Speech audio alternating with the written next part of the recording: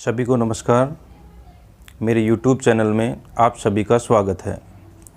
आज हम पढ़ते हैं राजस्थान के भूगोल के बारे में। ये जो टॉपिक है वो राज्य स्तरीय सभी जो प्रतियोगी परीक्षाएं हैं, चाहे RPSC की हो या राज्य कर्मचारी बोर्ड की हो या पुलिस भर्ती परीक्षा हो, पटवार भर्ती परीक्षा हो या अन्य जो भी डिपार्टमेंट हैं, उनमें राज्य स्तरीय जितनी भी परीक्षाएं होती हैं उनमें ये टॉपिक समान रूप से उपयोगी है। तो राजस्थान के भूगोल के बारे में अपन बात करें तो सबसे पहले अपन देखते हैं राजस्थान का परिचय। फिर राजस्थान जो शब्द है उस शब्द की उत्पत्ति किस प्रकार से हुई है और ऐसे कौन कौन से अपने को सोर्स प्राप्त हैं जिनमें राजस्थान क्षेत्र के लिए किस समय कौन से शब्दों का उपयोग है वो किया जाता रहा है। तो अगर अपन बात करें अपने धर्म ग्रंथों की तो उसमें वाल्मीकि जो रामायण है उसमें राजस्थान क्षेत्र के लिए मरुकांतर शब्द है वो काम में लिया गया था। यानी वाल्मीकि के द्वारा लिखित जो धर्म ग्रंथ है रामायण, उसमें मरुकांतर शब्द है वो इस क्षेत्र के लिए काम में लिया गया था। इसी प्रकार से अपन देखें तो 682 में उत्कीर्ण बसंतगढ़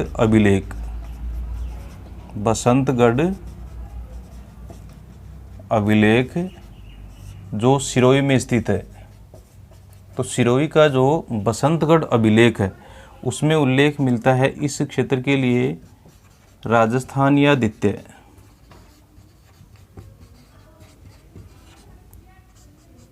राजस्थान क्षेत्र के लिए बसंतगढ़ जो अभिलेख है जो 682 में लिखा गया था, उस अभिलेख के अनुसार ये जो क्षेत्र है अपना राजस्थान, उसके लिए राजस्थानीयादित्य शब्द है वो काम में लिया जाता था। इसके अलावा इस शब्द का उपयोग मुहणोत नैनसिरी ख्यात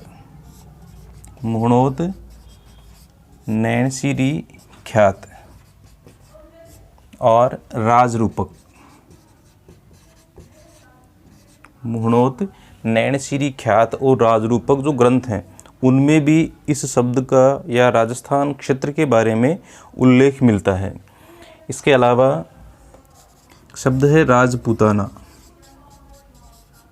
यानी जहाँ पे राजपूतों का जो निवास क्षेत्र है, तो राजपूताना जो शब्द है इसका प्रयोग सबसे पहले किया था जॉर्ज थॉमस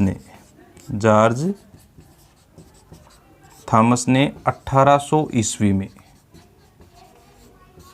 ठीक है, तो राजस्थान क्षेत्र के लिए राजपूताना शब्द का प्रयोग सर जॉर्ज थॉमस ने 1800 ईस्वी में किया था और इस चीज़ का जो उल्लेख है वो किया है विलियम फ्रैंकलिन ने। उन्होंने जॉर्ज थॉमस की जीवनी पे एक किताब लिखी है, उस किताब का नाम है mystery memoirs of mister George Thomas. Mystery memoirs of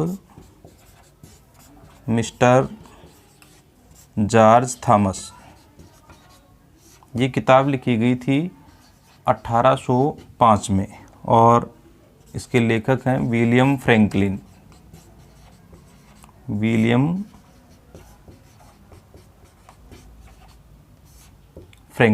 ठीक है, तो इन्होंने बताया, विलियम फ्रैंकलिन ने अपनी जो किताब लिखी है mystery memoirs of mister George Thomas, ये लिखी गई थी जॉर्ज थॉमस के ऊपर और इन्होंने बताया है कि जॉर्ज थॉमस ने सबसे पहले राजपूताना शब्द का प्रयोग, राजस्थान जो क्षेत्र है उस क्षेत्र के लिए राजपूताना शब्द का प्रयोग है वो इनके द्वारा किया गया था। उल्लेख इसमें मिलता है विलियम फ्रैंकलिन द्वारा रचित जो पुस्तक है mystery memoirs of mister George Thomas, इसमें इसका उल्लेख है वो किया गया है।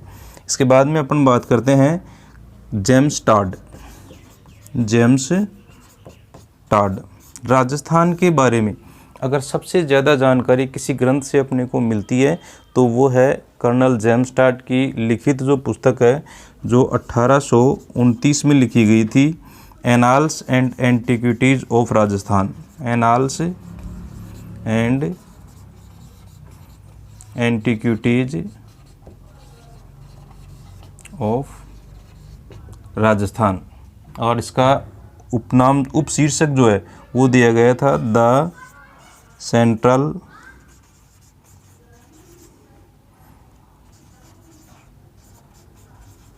वेस्टर्न राजपूत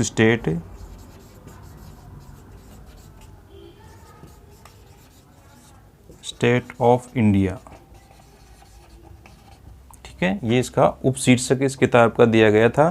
तो राजस्थान के बारे में सबसे ज़्यादा जो जानकारी है वो मिलती है कर्नल जेम्स टॉड की जो पुस्तक है annals and antiquities of Rajasthan, जिसका उपशीर्षक था the central western Rajput state of India. तो इस किताब में राजस्थान के बारे में सबसे ज़्यादा जानकारी मिलती है। और इस बुक में राजस्थान जो क्षेत्र है उसके लिए शब्द काम में लिया गया था रायथान और राजस्थान।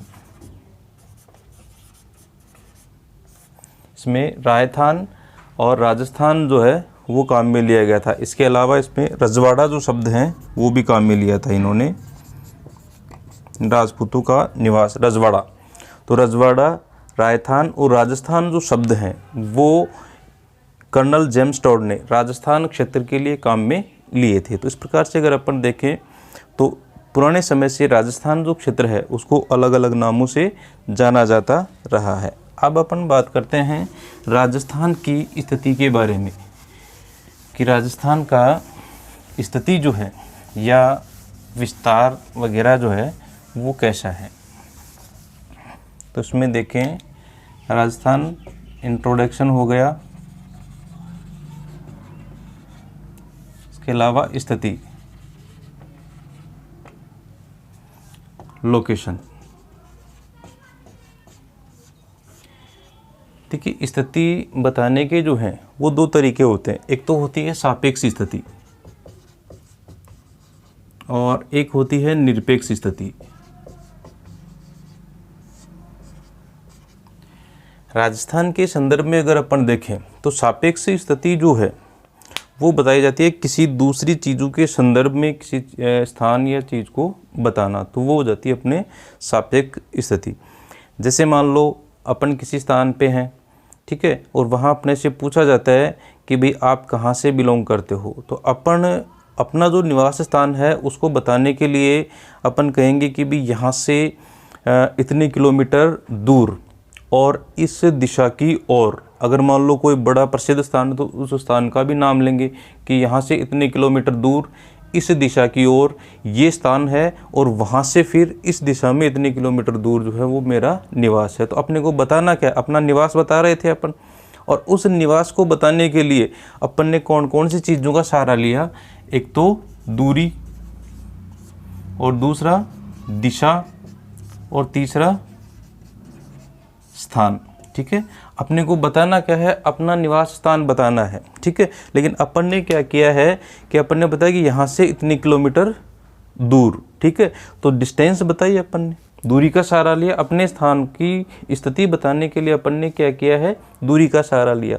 दिशा का सहारा लिया, भाई यहाँ से इतने किलोमीटर दूर चलने पर, ठीक है भी, और कोई बड़ा प्रसिद्ध स्थान है, तो जबकि बताना अपने को निवास स्थान है, लेकिन दूसरे स्थान का प्रयोग अपन खुद के निवास स्थान को बताने के लिए कर रहे हैं। तो इस प्रकार से देखें तो दूसरी चीज़ों के संदर्भ में अपन जो है किसी भी क्षेत्र की स्थिति को बता रहे हैं।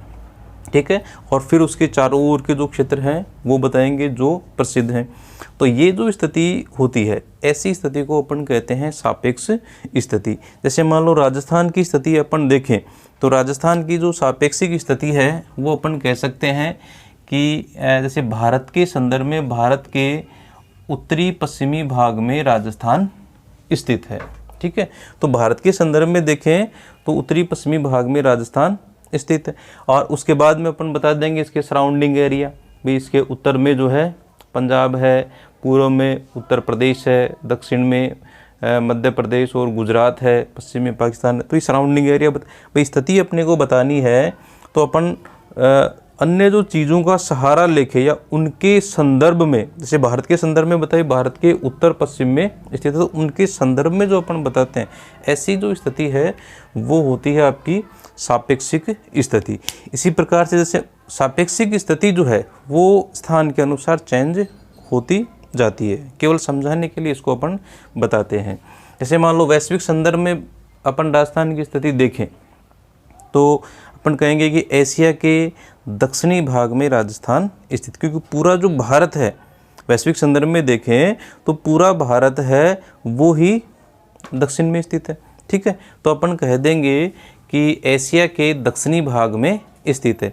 लेकिन जैसे अपन भारत के संदर्भ में बताएंगे उस स्थिति को, तो स्थिति कहाँ आ जाएगी, भारत के संदर्भ में अपन बताएंगे तो उत्तरी पूर्वी भाग, उत्तरी पश्चिमी भाग। जैसे मान लो अपन देखें कि भारत के संदर्भ में जो राजस्थान की स्थिति है वो अगर अपन बताना चाहें तो यहाँ पे अपन राजस्थान की स्थिति है वो बता सकते हैं।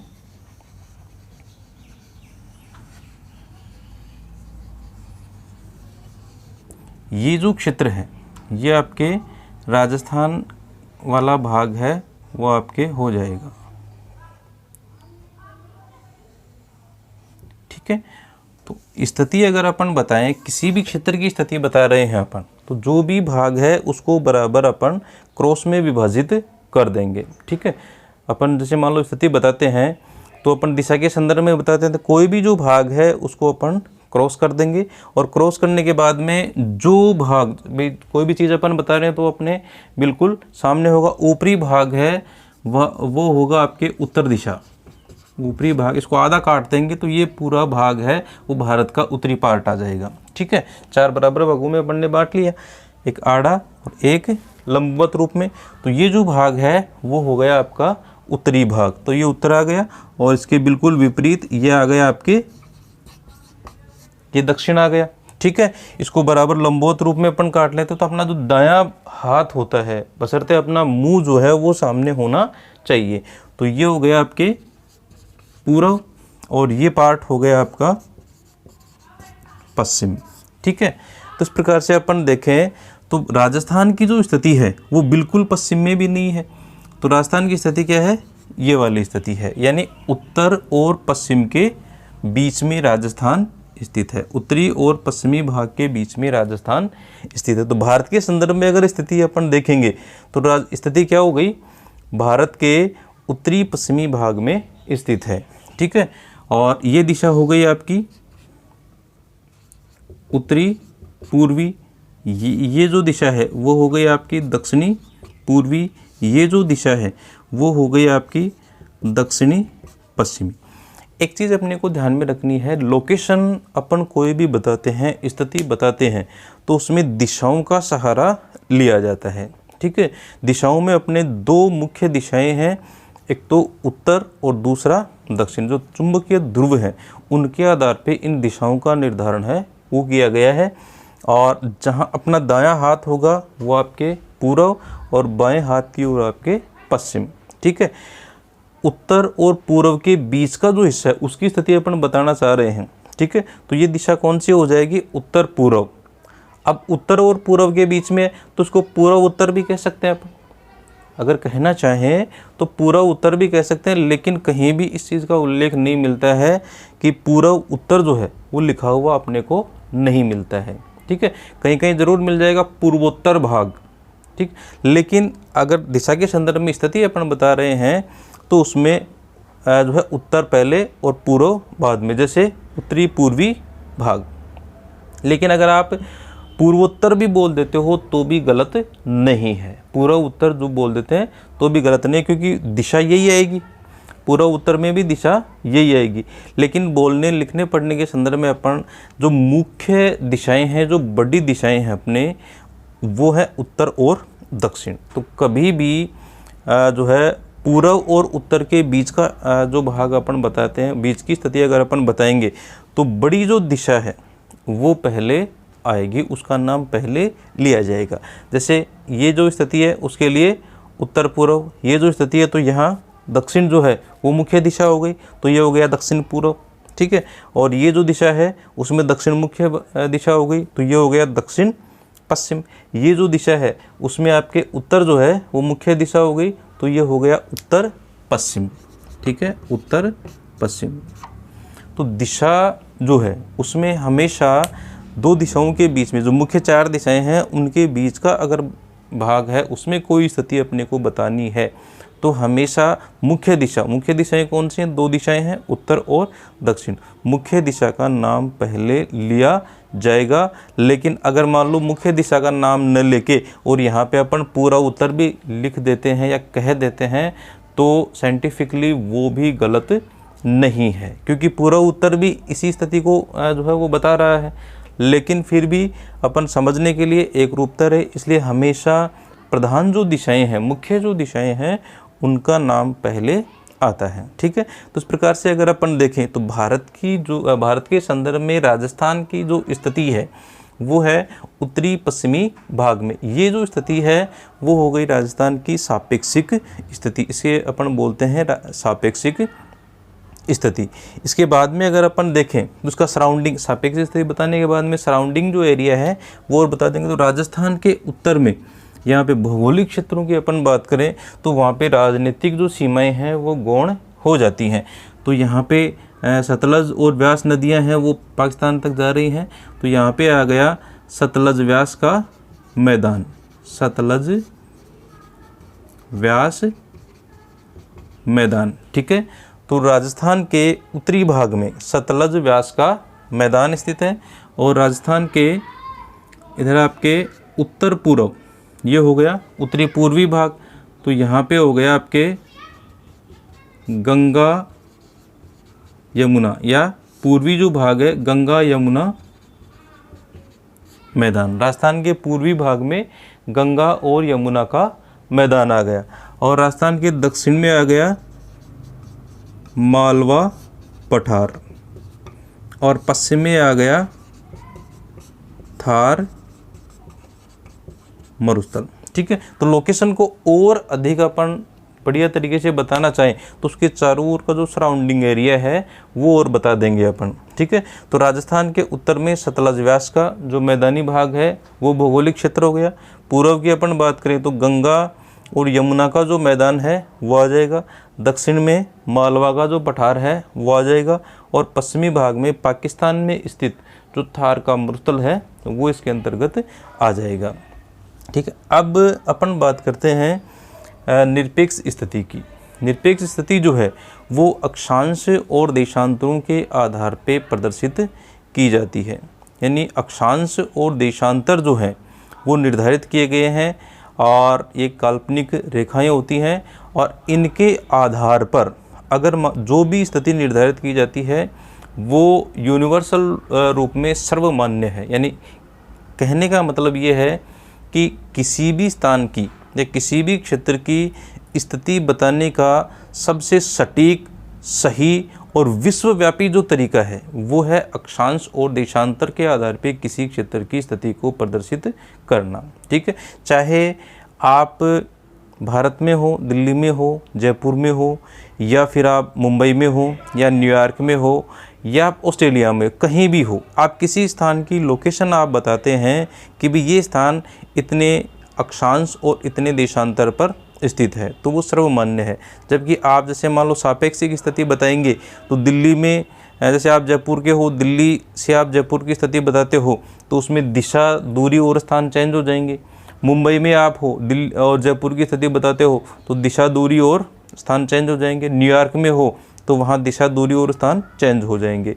जबकि आप कहीं भी हो, अक्षांश और देशांतर के आधार पे किसी भी स्थान की स्थिति बताते हैं तो वो जो स्थिति है वो यूनिवर्सल होती है, विश्वव्यापी स्थिति होती है। कहने का मतलब किसी भी स्थान की स्थिति बताने का इससे बढ़िया और तरीका नहीं है, विश्वव्यापी है, सर्वमान्य तरीका इसको अपन कह सकते हैं। तो इस आधार पे देखें तो राजस्थान की जो स्थिति है उसकी अगर अपन बात करें तो इसमें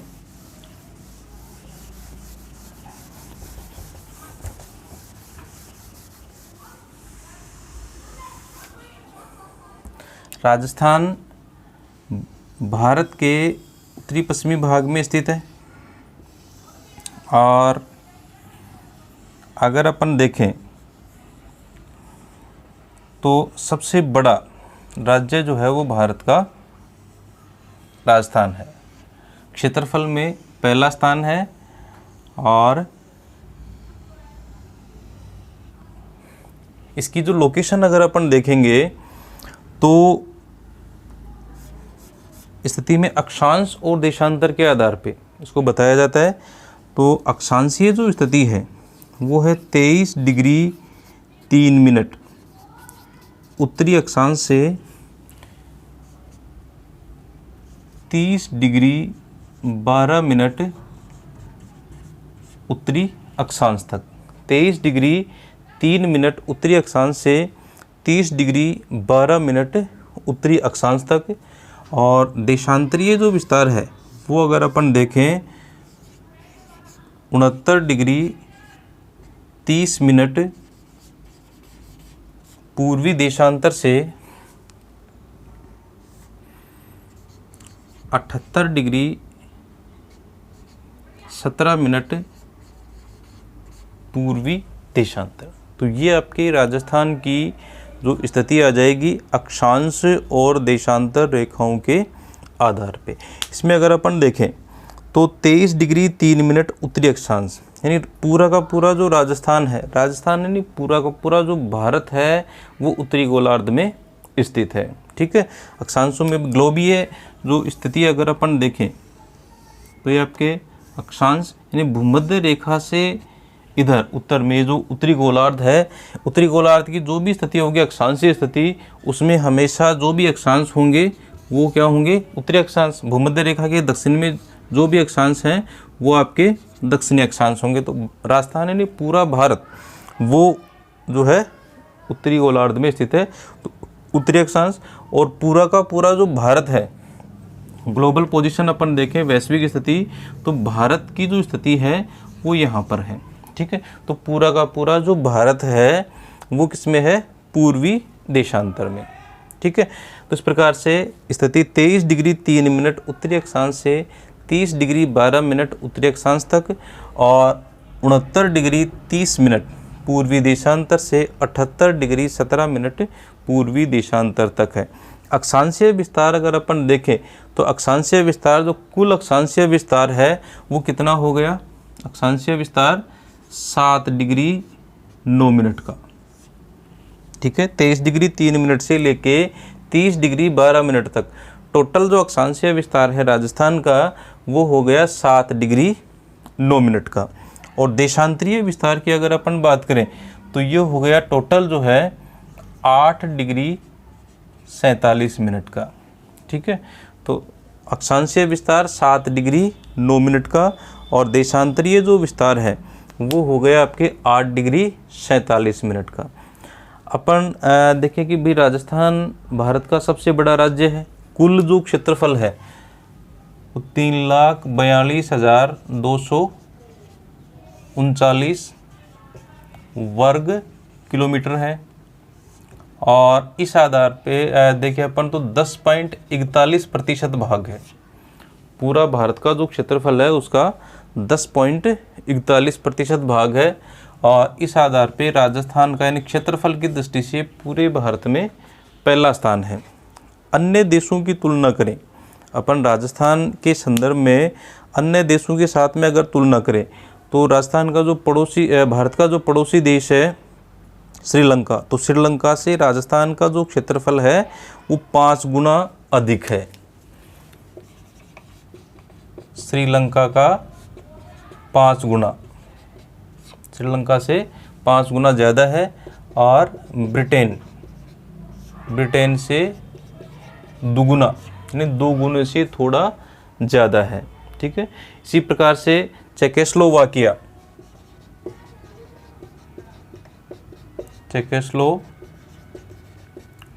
जो है उससे 3 गुना। ठीक है, और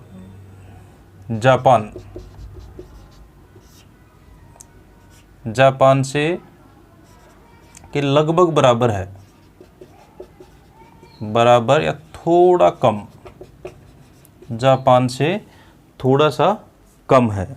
और इजराइल का 17 गुना है, इजराइल का 17 गुना।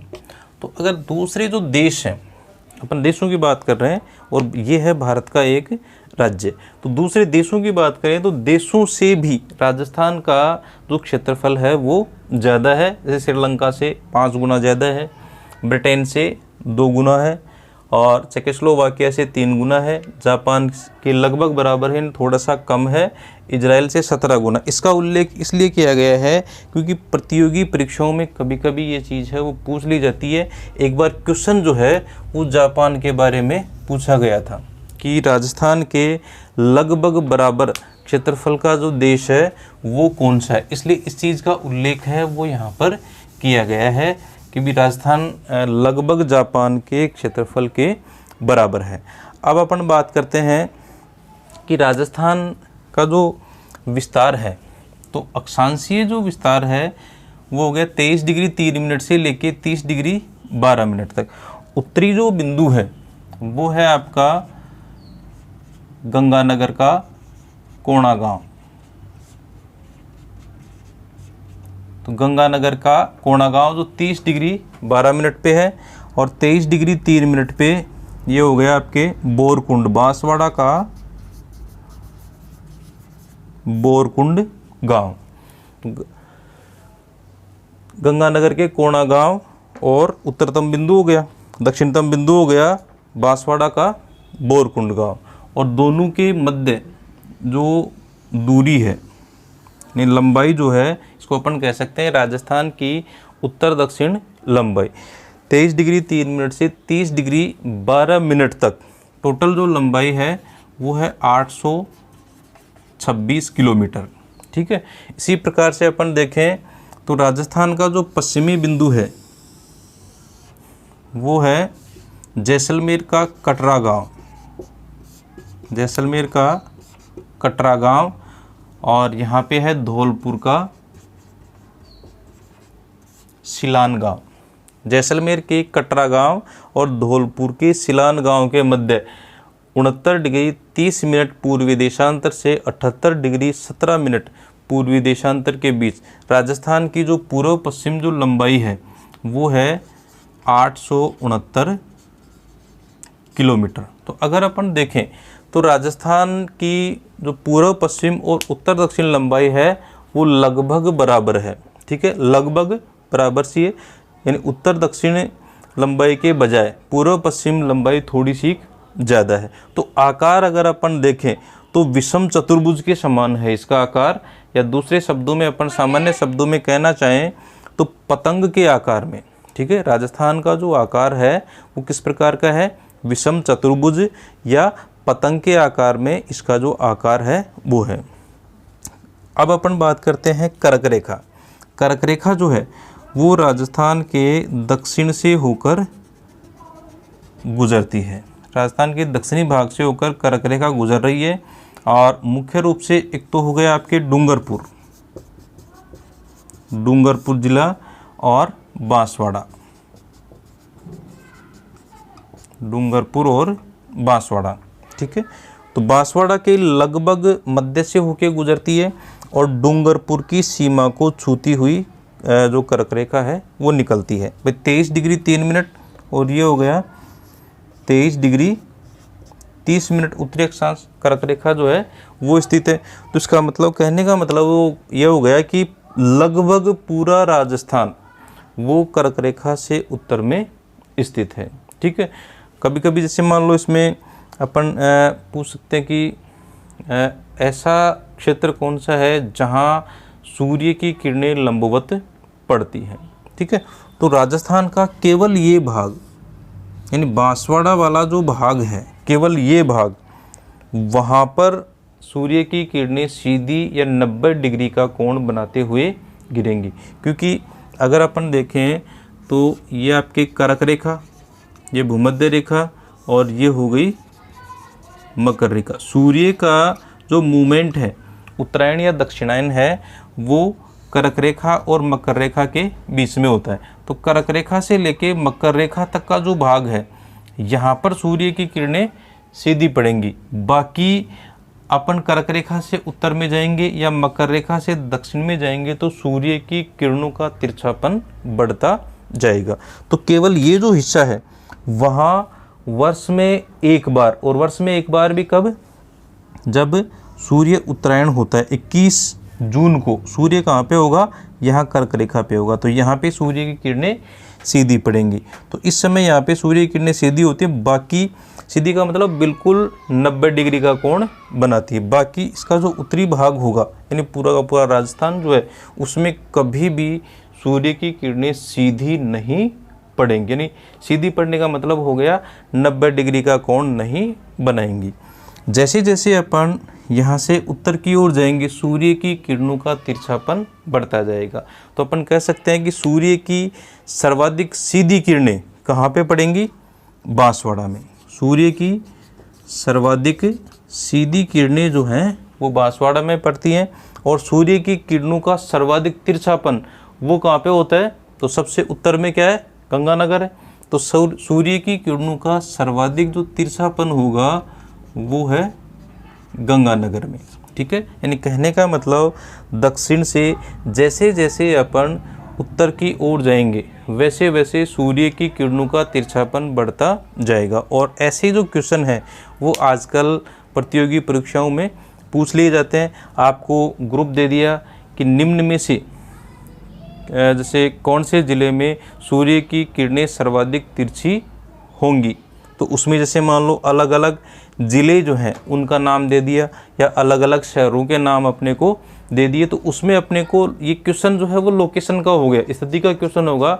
उसमें अपने को स्थिति का ज्ञान होना चाहिए, भी कौन सा ज़िला या कौन सा नगर उसकी स्थिति क्या है, ठीक है, वो कहाँ पर स्थित है। तो जो ज़िला या नगर सबसे उत्तर में होगा वहाँ पे सूर्य की किरणों का तिरछापन उतना ही ज़्यादा होगा। अपन पढ़ लेते हैं कि भी सूर्य की किरणों का तिरछापन सर्वाधिक कहाँ पे है, गंगानगर में है, लेकिन ऑप्शन में गंगानगर नहीं है। जैसे मान लो इसमें आ गया एक यहाँ पे 12 आ गया, एक यहाँ पे पाली आ गया, एक यहाँ पे दौसा आ गया, एक यहाँ पे सीकर आ गया, ठीक है। तो 4 ग्रुप दे दिए आपको, 4 ऑप्शन दे दिए, और निम्न में से सूर्य की किरणों का तिरछापन सर्वाधिक कहाँ पर है। तो सूर्य की किरणों का सर्वाधिक तिरछापन कहाँ पे होगा, 12 और पाली, दौसा और सीकर में से सीकर में होगा, क्योंकि इनके संदर्भ में उत्तरी भाग में कौन सा स्थान है, सीकर है, ठीक है। तो कहने का मतलब एक चीज़ जो है वो अपने को ध्यान में रखनी है कि जो भाग कर्क रेखा से जितना उत्तर में होगा, जितनी ज़्यादा दूरी पे उत्तर की ओर होगा, वहाँ सूर्य की किरणों का तिरछापन बढ़ता जाएगा। और इस संदर्भ में अगर अपन देखें तो सूर्य की सर्वाधिक सीधी किरणें वो कहाँ पे पड़ेंगी, बांसवाड़ा में, और सबसे ज़्यादा तिरछी किरणें हैं वो कहाँ पे पड़ेंगी, गंगानगर में। बाकी डिपेंड करता है कि अपने पास में ऑप्शन कौन से हैं। तो उन ऑप्शंस जो भी हैं वो कोई ना कोई स्थान होंगे, तो उनकी स्थिति जो है वो अपने को पता होनी चाहिए, लोकेशन जो है वो अपने को उनकी पता होनी चाहिए। इसी प्रकार से अगर अपन देखें तो कि कर्क रेखा के सर्वाधिक नज़दीक जो जिला मुख्यालय है, जो डिस्ट्रिक्ट हेडक्वार्टर है, वो कौन सा हो गया, बांसवाड़ा।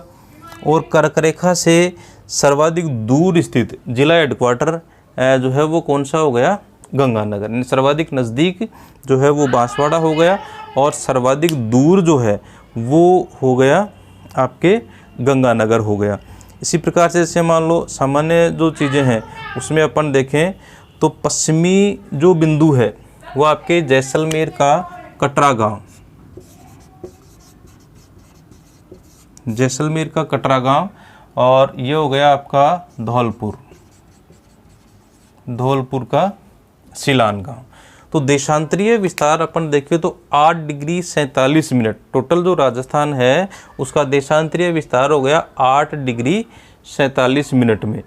तो इसके संदर्भ में अगर देखें तो सबसे पहले सूर्योदय, जो पृथ्वी है वो पश्चिम से पूर्व की ओर घूम रही है, इसलिए सबसे पहले जो सूर्योदय होगा वो कहाँ पे होगा, धौलपुर में होगा, ठीक है। तो धौलपुर में सूर्योदय सबसे पहले होगा। सूर्योदय सबसे पहले हो रहा है तो सूर्यास्त भी सबसे पहले होगा। इसी प्रकार से सबसे बाद में सूर्योदय कहाँ होगा, जैसलमेर के कटरा गांव में, और सबसे बाद में अगर सूर्योदय हो रहा है तो सूर्यास्त भी सबसे बाद में होगा, ठीक है। तो धौलपुर में सबसे पहले सूर्योदय और सूर्यास्त, तथा जैसलमेर में सबके बाद में सूर्योदय और सूर्यास्त होगा।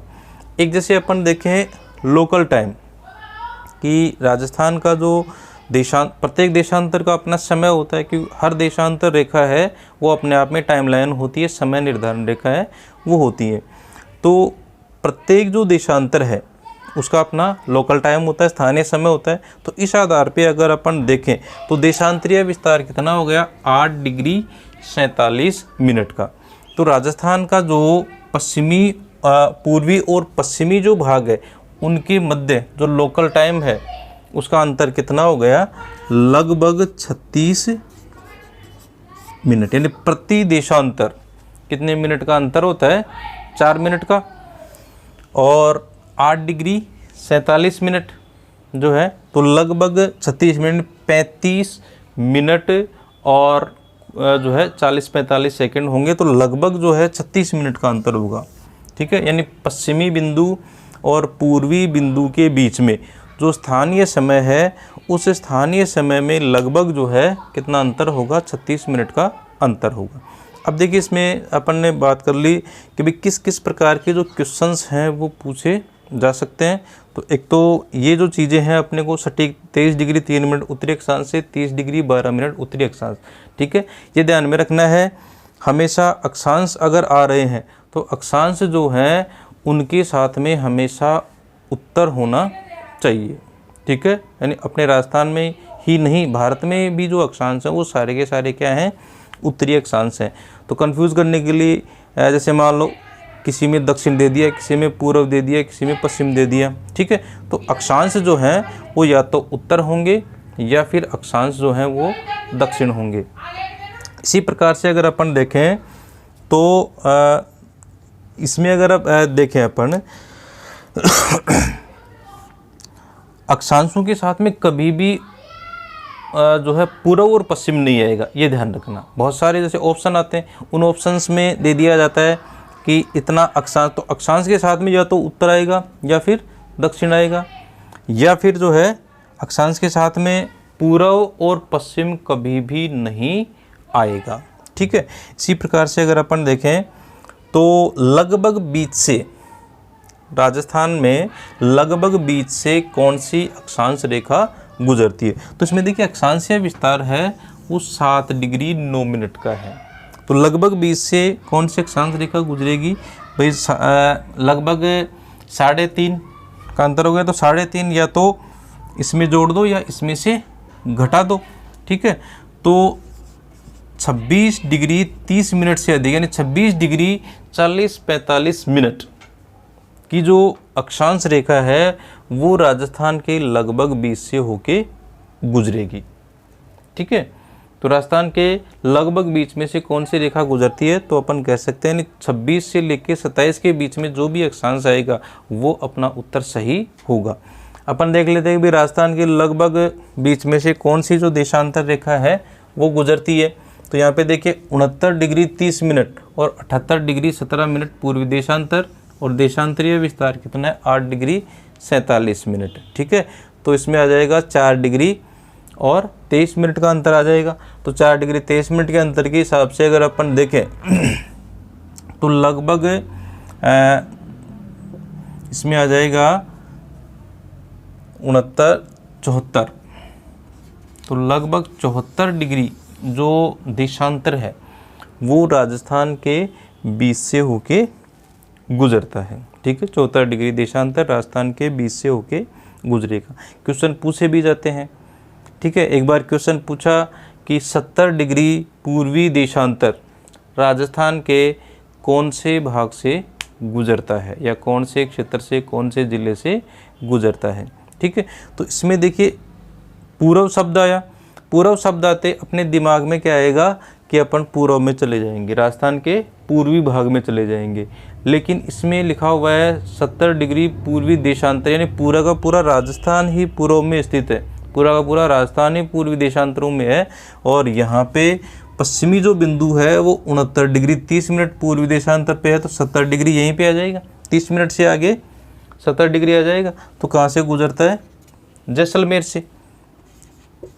ये जो है वो कहाँ से गुजरेगा, जैसलमेर से। और जैसे मान लो यहाँ पे आ जाता है आपका 78 डिग्री पूर्वी देशांतर कौन से ज़िले से गुजरता है? तो ये 78 डिग्री 17 मिनट तो यहाँ से होगा, तो ये जो है आपके धौलपुर से हो गया। इसी प्रकार से जैसे मान लो आ जाता है कि राजस्थान में 23 डिग्री 15 मिनट या 23 डिग्री 10 मिनट, तो वो आ जाएगा बांसवाड़ा से। किसी तो कहने का मतलब अपने को विभिन्न ज़िलों के अक्षांश और देशांतर याद नहीं करने हैं, अपने को थोड़ा सा एक मोटा मोटा जो आइडिया है वो ध्यान में रखना है कि अगर मान लो अपन देशांतर यहाँ से गुजरें तो इधर 7 देशांतर जो है वो हो जाएंगे, सॉरी अक्षांश जो है वो 7 हो जाएंगे, देशांतर जो है वो लगभग 9 हो जाएंगे आपके, ठीक है। उस आधार पे कौन सा देशांतर कौन से ज़िले से गुजरा है तो उसका एक अप्रोक्स जो आइडिया है वो अपने को हो जाएगा। जैसे मान लो पूछा जाए 30 डिग्री उत्तरी अक्षांश रेखा कौन से ज़िले से गुजरती है, तो सीधी सी बात है 30 डिग्री 12 मिनट है, तो 30 डिग्री यहाँ से गुजरेगी, तो कहाँ से गुजर रही है? गंगानगर से ये गुजरेगी। तो इस प्रकार से अपने को मोटी मोटी जो चीज़ें हैं वो ध्यान में रखनी है कि राजस्थान का अक्षांशीय विस्तार और देशांतरीय विस्तार है वो कितना है, पूर्व और पश्चिम जो है उसका ध्यान रखना है, उत्तर दक्षिण जो है उसका ध्यान रखना है कि अक्षांश और देशांतर के साथ में पूर्व पश्चिम लगा हुआ है या उत्तर दक्षिण है वो लगा हुआ है। अक्षांशों के साथ में हमेशा उत्तर या दक्षिण होगा, देशांतरों के साथ में हमेशा पूर्व या पश्चिम होगा। भारत के या राजस्थान के संदर्भ में कोई भी क्वेश्चन बन रहा है तो उसमें कि राजस्थान के सारे जो देशांतर हैं वो सारे के सारे पूर्वी देशांतर हैं, राजस्थान के सारे जो अक्षांश हैं वो सारे के सारे उत्तरी। तो ये बात है वो अपने को ध्यान में रखनी है कि अक्षांशीय विस्तार हमेशा उत्तरी अक्षांशों में होगा, देशांतरीय विस्तार हमेशा पूर्वी देशांतरों में होगा। तो इस प्रकार से ये हो गई राजस्थान की स्थिति अक्षांश और देशांतर के आधार पर। नेक्स्ट अपन देखते हैं राजस्थान की स्थलीय सीमा और स्थिति। स्थलीय सीमा व इसकी स्थिति। तो स्थलीय जो सीमा है टोटल, क्योंकि जलीय सीमा राजस्थान के संदर्भ में है नहीं, स्थलीय जो सीमा है उसका टोटल जो विस्तार है वो है 5920 किलोमीटर। स्थलीय सीमा का जो टोटल लंबाई है वो है 5920 किलोमीटर। और इसको अपन दो भागों में बांट सकते हैं, एक तो अंतर्राष्ट्रीय सीमा, अंतर्राष्ट्रीय सीमा और अंतर्राज्यीय सीमा। अंतर्राष्ट्रीय जो सीमा है उसकी लंबाई है 1070 किलोमीटर और अंतर्राज्यीय सीमा 4850 किलोमीटर, ठीक है। तो आंकड़ों की दृष्टि से अगर अपन देखें तो टोटल जो सीमा का घेरा है उसकी लंबाई 5920 किलोमीटर है और इसमें अंतर्राष्ट्रीय सीमा की लंबाई 1070 किलोमीटर और अंतर्राज्यीय सीमा की लंबाई 4850 है। अंतर्राष्ट्रीय जो सीमा है वो यहाँ गंगानगर में हिंदूमल कोट, गंगानगर में हिंदूमल कोट, तो यहाँ से लेके और यहाँ आपके बाड़मेर में बाखासर, बाड़मेर के बाखासर तक टोटल जो लंबाई है वो हो गई 1070 किलोमीटर, ठीक है। तो गंगानगर के हिंदूमल कोट से लेकर और बाड़मेर की बाखासर तक टोटल लंबाई 1070 किलोमीटर और ये अंतर्राष्ट्रीय सीमा है जो पाकिस्तान के साथ लगती है और इसका नाम है रेड क्लिफ।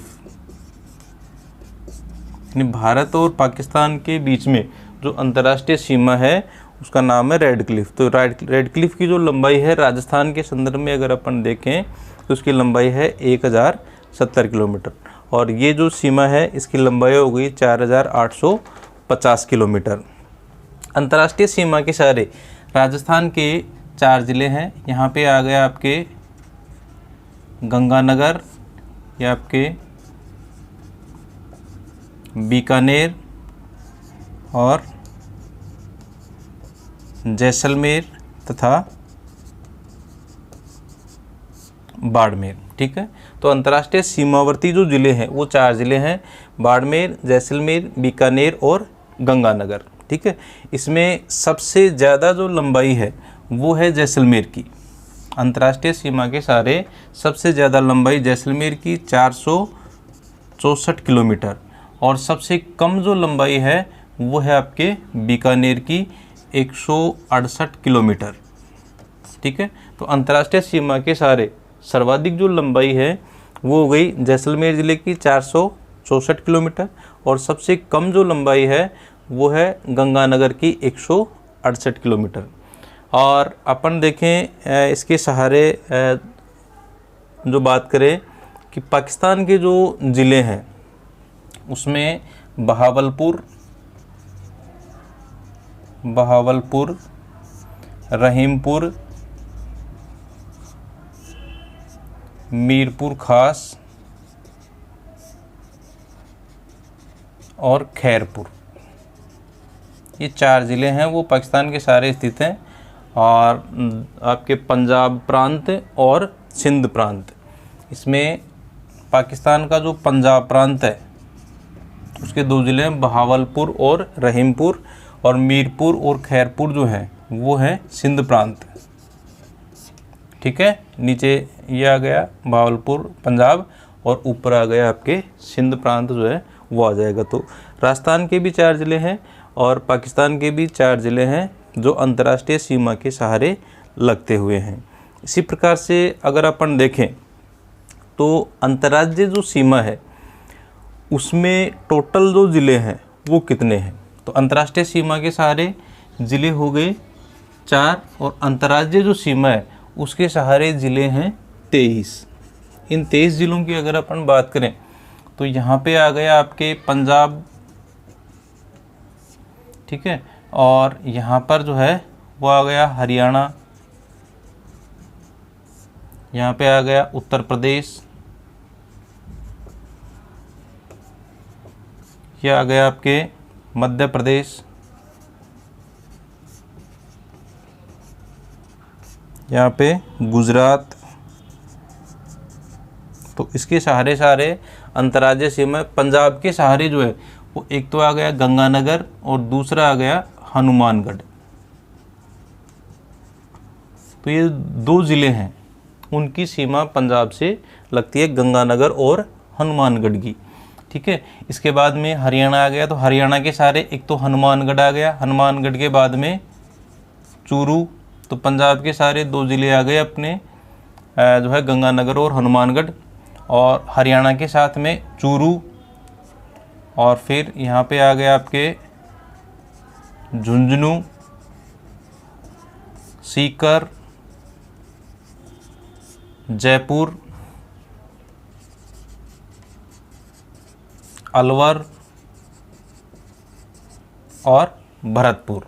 ठीक है, तो हरियाणा के साथ में हनुमानगढ़, चूरू, झुंझुनू, सीकर, जयपुर, अलवर और भरतपुर, ये जो ज़िले हैं 7 ज़िले, उनकी सीमा लगती है हरियाणा के साथ में। इसी प्रकार से फिर आ गया आपके उत्तर प्रदेश। तो उत्तर प्रदेश के सारे एक तो भरतपुर आ गया और एक आ गया यहाँ पे धौलपुर। तो 2 ज़िलों की सीमा लगती है हरियाणा के साथ में, हो गई 7 ज़िलों की, यहाँ पे हो गई 2 ज़िलों की सीमा लगती है भरतपुर और धौलपुर की उत्तर प्रदेश के सहारे। फिर आ गए आपके मध्य प्रदेश। मध्य प्रदेश के सहारे जो स्थित ज़िले हैं उसमें आपके धौलपुर आ गया, धौलपुर के पास में यहाँ पे आ गया करौली, और यहाँ आ गया सवाई माधोपुर। फिर आ गया यहाँ पे कोटा, यहाँ आ गया आपके बारां, यहाँ पे आ गया झालावाड़, और ये आ गया आपके चित्तौड़। चित्तौड़ इस प्रकार से 2 भागों में विभाजित है। ठीक है, ये चित्तौड़ आ गया, और फिर यहाँ पे आ गया भीलवाड़ा। भीलवाड़ा की जो सीमा है थोड़ी सी वो इसके साथ में लगती है, भीलवाड़ा, और फिर यहाँ फिर वापस चित्तौड़ आ गया। इसके बाद में प्रतापगढ़, और फिर आ गया बांसवाड़ा। ठीक है, तो मध्य प्रदेश के सहारे 10 ज़िले हैं इसमें धौलपुर, करौली, सवाई माधोपुर, कोटा, बारा, झालावाड़ और फिर चित्तौड़गढ़ और भीलवाड़ा, वापस चित्तौड़गढ़, प्रतापगढ़ और बांसवाड़ा।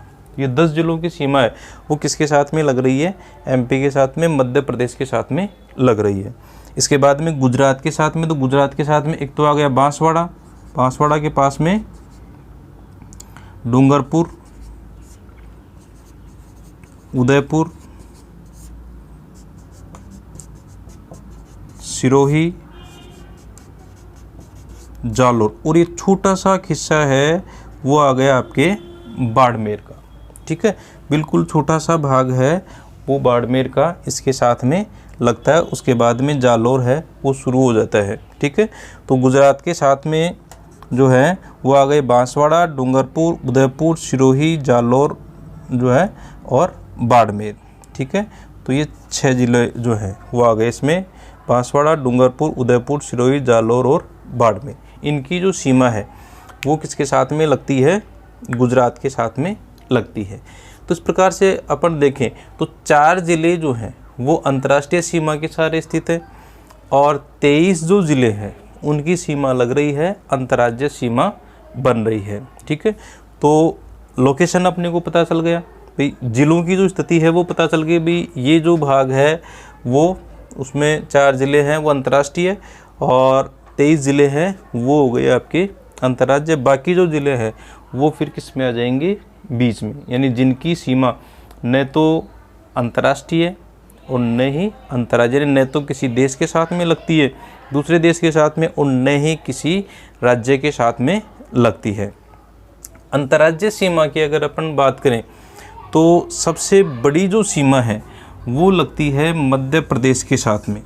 सबसे बड़ी सीमा मध्य प्रदेश के साथ में जो है 1600 किलोमीटर की सीमा लगती है और सबसे छोटी जो सीमा है वो यहाँ पे लगती है पंजाब के साथ में 89 किलोमीटर। ठीक है, अंतर्राज्यीय सीमा में अगर अपन देखें तो सबसे बड़ी जो अंतर्राज्यीय सीमा है वो लगती है मध्य प्रदेश के साथ में लगभग 1600 किलोमीटर की और सबसे छोटी जो अंतर्राज्यीय सीमा है वो लगती है पंजाब के साथ में मात्र 89 किलोमीटर। ठीक है, ज़िले की अपन बात करें तो सबसे ज़्यादा जो अंतर्राज्यीय सीमा है वो लगती है झालावाड़ की, किसके साथ में? मध्य प्रदेश के साथ में। तो सर्वाधिक जो अंतर्राज्यीय सीमा ज़िले की अपन बात करें तो वो लगती है झालावाड़ की, सर्वाधिक अंतर्राज्यीय सीमा मध्य प्रदेश के साथ में। और सबसे कम जो अंतर्राज्यीय, यहाँ पे बिल्कुल छोटा सा पार्ट है, यहाँ पे छोटा सा भाग है वो लगती है गुजरात की, बाड़मेर के साथ में गुजरात की। सबसे कम या न्यूनतम जो अंतर्राज्यीय सीमा है बाड़मेर के साथ में गुजरात की लगती है और अधिकतम जो अंतर्राज्यीय सीमा है वो लगती है झालावाड़ की, मध्य प्रदेश के साथ में। ठीक है, तो इस प्रकार से अगर अपन देखें तो ये सीमावर्ती ज़िले आ गए, टोटल जो सीमावर्ती ज़िले हैं वो आ गए।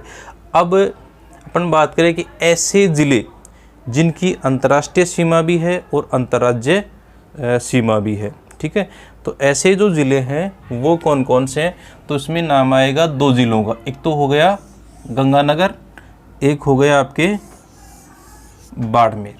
ऐसे ज़िले जो अंतर्राष्ट्रीय सीमा भी रखते हैं और जिनकी अंतर्राज्यीय सीमा भी है। तो अंतर्राष्ट्रीय सीमा यहाँ पे पंजाब और पाकिस्तान के साथ में, गंगानगर की हो गई पाकिस्तान और पंजाब के साथ में, और यहाँ बाड़मेर जो है उसकी हो गई पाकिस्तान और गुजरात के साथ में। ठीक है, तो ऐसे ज़िले जिनकी अंतर्राज्यीय और अंतर्राष्ट्रीय दोनों सीमाएं हैं, तो ऐसे ज़िले हैं अपने 2, एक तो हो गया गंगानगर जिसकी पाकिस्तान और पंजाब के साथ में, एक हो गया आपके बाड़मेर जिसकी पाकिस्तान और गुजरात के साथ में लगती है। अब ऐसे ज़िले कौन कौन से हैं जिनकी अंतर्राज्यीय सीमा 2 राज्यों से लगती है? ऐसे ज़िले जिनकी अंतर्राज्यीय सीमा 2 राज्यों से लगती है, तो उसमें नाम आ जाएगा एक तो हनुमानगढ़ का, हनुमानगढ़ की 2 राज्यों से, एक तो हो गया आपके पंजाब और दूसरा हो गया हरियाणा। ठीक है, दूसरा नाम आ जाएगा आपके भरतपुर का, भरतपुर की यहाँ पे हरियाणा और यहाँ पे आ गया आपके उत्तर प्रदेश के साथ में। फिर आ जाएगा आपके धौलपुर की यहाँ पे आ गया उत्तर प्रदेश और मध्य प्रदेश। धौलपुर इधर उत्तर प्रदेश और मध्य प्रदेश दोनों के साथ में लगती है। और फिर आ जाएगा आपके बांसवाड़ा की गुजरात और मध्य प्रदेश के साथ में। तो 4 ज़िले हैं वो ऐसे हैं जिनकी 2 राज्यों के साथ में अंतर्राज्यीय सीमा लगती है, जिसमें पहला आ गया हनुमानगढ़ जिसकी पंजाब और हरियाणा के साथ में लगती है। दूसरा आ गया आपके भरतपुर हरियाणा और उत्तर प्रदेश के साथ लगती है। तीसरा आ गया धौलपुर उत्तर प्रदेश और मध्य प्रदेश के साथ लगती है। चौथा आ गया आपके बांसवाड़ा तो गुजरात और मध्य प्रदेश के साथ में इसकी जो सीमा है वो लगती है। इसके बाद में अपन बात करें कि आंतरिक जो ज़िले हैं वो कौन से, तो इससे देखिए लोकेशन भी पता चल जाए भाई अपन ने क्या किया कि सीमा अंतर्राष्ट्रीय सीमावर्ती ज़िले वो देख लिए, इसके बाद में अंतर्राज्यीय सीमावर्ती ज़िले देख लिए। अब जो बचेंगे यानी जिनकी सीमा न तो किसी देश के साथ में लगती है न ही किसी राज्य के साथ में लगती है, वो कौन से ज़िले आ गए, आंतरिक ज़िले आ जाएंगे। तो आंतरिक ज़िलों में अगर अपन बात करें तो यहाँ पे आ जाएगा आपके जोधपुर आ गया, यहाँ पे नागौर आ गया, यहाँ पे आपके पाली आ गया, ये आपके अजमेर आ गया, यहाँ राजसमंद आ गया, और यहाँ पे कोटा के पास में आ गया, यहाँ पे बूंदी आ गया, यहाँ पे टोंक आ गया, और ये आ गया दौसा। ठीक है, तो ये जो ज़िले हैं वो आपके क्या हो जाएंगे, आंतरिक ज़िले आ गए। यानी इनकी सीमा न तो किसी राज्य से लग रही है और न ही किसी देश से लग रही है। टोटल कितने ज़िले हैं, 8 ज़िले हैं। जोधपुर आ गया, आपके नागौर आ गया, दौसा आ गया, टोंक आ गया, अजमेर आ गया, पाली आ गया, राजसमंद आ गया और बूंदी आ गया। तो ये 8 ज़िले हैं, इनको अपन कहेंगे आंतरिक ज़िले। तो आंतरिक ज़िले हैं जिनकी सीमा न तो राज्य से लगती है और न ही किसी देश से लगती है। इसके अलावा अपन बात करें कि सर्वाधिक ज़िलों को छूने वाला जो ज़िला है वो कौन सा है, यानी जिस ज़िले की सीमा जो है वो सबसे ज़्यादा ज़िलों को छूती है, तो उसमें नाम आता है पाली का। पाली ज़िला है उसकी सीमा सबसे ज़्यादा ज़िलों से छू रही है। तो इसमें जैसे पाली की जो सीमा है उसको अगर अपन देखें तो यहाँ जोधपुर से, इधर नागौर से, अजमेर से, राजसमंद से, यहाँ उदयपुर से, सिरोही से, जालौर से और बाड़मेर से। तो पाली ज़िले की जो सीमा है वो सर्वाधिक ज़िलों से छूती है।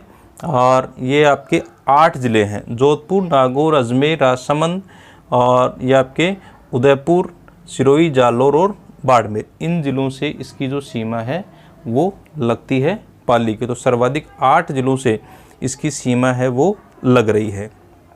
इसके बाद में अगर अपन देखिए आजकल जो क्वेश्चन है वो इस प्रकार से आने लगे कि निम्न में से कौन सा युग्म सही है इनमें से सीमावर्ती ज़िलों का, तो उसमें क्या ज़िलों का युग्म दे दिया जाता है। तो उसमें अपने को ध्यान में रखना है कि मोटा मोटा लोकेशन इनकी ध्यान होनी चाहिए अपने को, और वो अपना खुद का तरीका है वह अपन किसी भी तरीके से देख सकते हैं। और सबसे अच्छा तरीका ये है कि जैसे मान लो अपन ने राजस्थान की आउटलाइन ले ली, उसमें ज़िले वगैरह हैं वो सारे दर्शाए हुए हैं, तो 1-2 बार अपन राजस्थान का मैप देखे और ज़िलों को भर लिया, दोबारा बिना देखे भर लिया, या अपने हिसाब से अपन ने उनको डिवाइड कर लिया कि अपन ने ये 4 ज़िले वो लिख लिए, फिर ये जो 23 ज़िले हैं वो लिख लिए, अभी पंजाब के साथ में कितने वो और बचे हैं उनके नाम लिख लिए। ठीक है, या फिर अपन कैसे भी डिवाइड कर लिया, भाई ये अरावली पर्वत है इसके पश्चिम में जो 12 ज़िले हैं उनके नाम लिख लिए, अरावली के ज़िले हैं उनके लिख लिए, मैदानी भाग है उनके ज़िलों के नाम लिखिए, दक्षिणी और पठारी भाग हैं उनके ज़िलों के नाम लिख लिए। तो अपना खुद का जो है वो शैली होती है, खुद का तरीका होता है कि किस प्रकार से अपने को ज़िलों की जो स्थिति है वो याद करनी है। तो इस प्रकार के जो क्वेश्चन हैं वो भी वर्तमान में बनने लगे हैं। उसमें ज़िलों के 3 या 4 ज़िलों का युग्म दे दिया जाता है कि निम्न में से कौन से ज़िले की सीमा है वो आपस में नहीं छूती है। तो इस प्रकार से अपने को ऐसे जो क्वेश्चन हैं उनमें अपन हर ज़िले की सीमावर्ती ज़िलों का तो नाम लिखने से रहे, तो उसमें लोकेशन अपने को पता होनी चाहिए, स्थिति जो है वो ज़िले की पता होनी चाहिए कि ज़िला कहाँ पे है और कौन कौन सी इसके सीमावर्ती ज़िले हैं। इसके अलावा जैसे मान लो एक बात अपन और करें तो 2 ज़िले राजस्थान के ऐसे हैं जो उन खंडित रूप में, जैसे मैंने अभी बात की थी चित्तौड़गढ़, तो चित्तौड़गढ़ यहाँ पे ये जो घोड़े की नाल के आकार में एक हिस्सा है, बीच में ये जो भाग है वो आ जाता है भीलवाड़ा का और फिर वापस चित्तौड़गढ़ स्टार्ट हो जाता है। तो ये जो ज़िला है वो कैसा है, खंडित ज़िला है। तो एक तो हो गया चित्तौड़गढ़, दूसरा यहाँ अजमेर, अजमेर जो ज़िला है वो इस प्रकार से यहाँ, फिर ये आ गया राजसमंद। तो राजसमंद में ये जो टाटगढ़ रावली जो क्षेत्र है वो अजमेर के अंतर्गत आता है, जबकि इसके चारों ओर राजसमंद का विस्तार है, यानी अजमेर से राजसमंद आ गया, उसके बाद में ये टाटगढ़ रावली है, ये टाटगढ़ का जो क्षेत्र है वो अजमेर के अंतर्गत आता है। तो राजस्थान में 2 ज़िले ऐसे हैं जो खंडित रूप में है, एक तो आ गया आपके अजमेर और दूसरा है चित्तौड़गढ़। ये 2 ज़िले हैं वो किस रूप में है, खंडित रूप में है। तो इस प्रकार से देखें तो लोकेशन या स्थिति है वो अपनी प्रैक्टिस पे डिपेंड करता है। तो अगर अपने को ये पता है कि कौन सा ज़िला कहाँ पर स्थित है, वो अपनी, मैंने आपको बताया, खुद की शैली होती है, उस शैली के अनुसार अपन ज़िलों की स्थिति याद कर सकते, क्योंकि ये जो चीज़ है वो अपने को बाद में भी काम में आएगी। चाहे अपन अपवाह तंत्र पढ़ रहे हो, चाहे राजस्थान की जलवायु पढ़ रहे हो, चाहे राजस्थान की कृषि फसलें पढ़ रहे हो, या खनिज पदार्थ पढ़ रहे हो, या जनसंख्या पढ़ रहे हो, या अन्य कोई संसाधन राजस्थान का पढ़ रहे हो, चाहे जो है संसाधन पढ़ रहे हो या फिजियोग्राफी पढ़ रहे हो, उसमें हमेशा जो है स्थिति आएगी तो उसमें किसी न किसी ज़िले का नाम आएगा। और वो चीज़ क्लियर तभी होगी जब अपने को ये पता हो कि कौन सा ज़िला कहाँ पे स्थित है। ठीक है, स्थिति ज़िले की जो स्थिति है वो ज्ञात करने का मैंने आपको बताया सबसे अच्छा तरीका यही है कि आप जैसे आउटलाइंस है उसको एक बार अपन किताब में देख के भरेंगे या मैप को देख के भरेंगे, और उसके बाद में जो है कैसे भी डिवाइड कर सकते हैं, चाहे सीमावर्ती ज़िले लिख लो, इधर अंतर्राज्यीय सीमावर्ती बीच के ज़िले लिख लो, या भौतिक विभाग के आधार पर देखें तो मरुस्थलीय ज़िले और अरावली के ज़िले हैं वो आ गए, पूर्वी मैदान के ज़िले हैं, दक्षिणी और पठारी ज़िले हैं वो आ गए। तो इस आधार पे अपन को ये पता चल जाएगा कि कौन सा ज़िला कहाँ पे स्थित है, उसकी फिजियोग्राफी किस प्रकार की है, मैदान के रूप में है, पर्वतीय रूप में है, पठारी भाग के रूप में है, या फिर वो जो है मरुस्थल के रूप में है। तो उस चीज़ का पता चल जाएगा। साथ में अपने को ये पता चल जाएगा कि इसके आसपास का जो सराउंडिंग एरिया है उसमें कौन कौन से ज़िले हैं वो स्थित हैं। तो लोकेशन की जो क्वेश्चंस हैं वो अपने जो है वो गलत नहीं होंगे, इसमें अपने को थोड़ा सा प्रैक्टिस करने की ज़रूरत है। और आउटलाइन लेके अपन 2-4 बार अगर प्रैक्टिस करेंगे तो उसके बाद में बिना देखे अपन आउटलाइन में ज़िले जो है वो दर्शाने लग जाएंगे। इसके लिए थोड़ी सी प्रैक्टिस की आवश्यकता है। तो इस प्रकार से लोकेशन और जो स्थिति और विस्तार के बारे में अपन ने चर्चा कर ली। नेक्स्ट जो है अपन देखेंगे कि भाई राजस्थान का कौन सा क्षेत्र है वो पुराने समय में किस नाम से जाना जाता था।